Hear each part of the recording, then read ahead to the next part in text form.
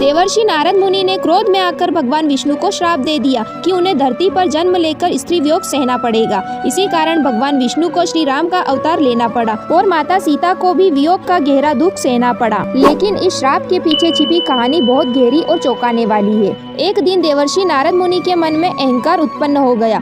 उन्हें लगने लगा कि वे ऐसे महान भक्त हैं जिनकी भक्ति को स्वयं कामदेव भी विचलित नहीं कर सकते। यह बात उन्होंने अनजाने में भगवान विष्णु को भी बता दी। भगवान विष्णु सब समझ गए। वे जानते थे कि भक्ति में थोड़ा सा भी अहंकार आत्मिक पतन का कारण बन सकता है। इसलिए दंड देने के लिए नहीं बल्कि देवर्षि नारद मुनि को सही मार्ग दिखाने के लिए भगवान विष्णु ने एक दिव्य लीला रची। भगवान विष्णु ने अपनी माया से नारद मुनि को एक अत्यंत सुंदर स्वर्णिम नगर दिखाया, जहाँ एक अनुपम सौंदर्य वाली राजकुमारी का स्वयंवर हो रहा था। नगर और उस राजकुमारी को देखकर देवर्षि नारद मुनि का चित्त विचलित हो गया। उनके मन में पहली बार यह इच्छा जागी, काश यह राजकुमारी मुझे वर के रूप में चुन ले। वे स्वयं भी नहीं समझ पा रहे थे कि यह उनकी भक्ति की परीक्षा है। नारद मुनि भगवान विष्णु के पास गए और बोले, प्रभु मुझे हरि रूप प्रदान कीजिए ताकि मैं स्वयंवर में सबसे सुंदर दिखूं। भगवान विष्णु मंद मंद मुस्कुराए। हरि शब्द के दो अर्थ होते हैं, एक अत्यंत सुंदर और दूसरा वानर। भगवान विष्णु ने अपनी लीला से नारद मुनि को वानर मुख प्रदान किया। माया में बंधे नारद मुनि इस परिवर्तन से अनजान रहे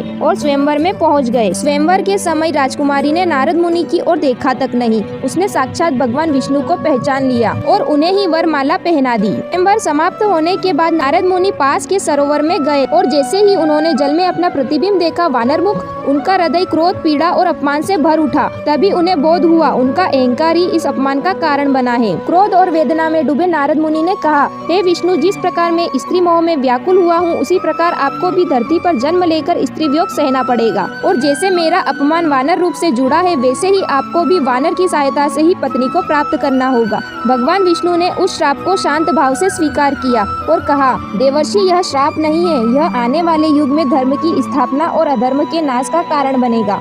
इसके बाद भगवान विष्णु ने अपनी माया हटा ली। नगर और राजकुमारी दोनों अदृश्य हो गए। तब नारद मुनि को पूर्ण सत्य का बोध हुआ। उन्होंने भगवान विष्णु से क्षमा मांगी और समझ गए कि सच्ची भक्ति में अहंकार का कोई स्थान नहीं होता। युगों बाद वही लीला साकार हुई। भगवान विष्णु ने श्री राम का अवतार लिया और माता सीता का वियोग सहा और हनुमान जी तथा वानर सेना की सहायता से माता सीता को पुनः प्राप्त किया। इस प्रकार देवर्षि नारद मुनि का वचन भी सत्य हुआ और भगवान विष्णु की लीला भी पूर्ण हुई। यदि आप भी भगवान श्री राम के सच्चे भक्त हैं तो कमेंट्स में जय श्री राम जरूर लिखें और ऐसी और धार्मिक वीडियोस के लिए मेरे चैनल को सब्सक्राइब करें।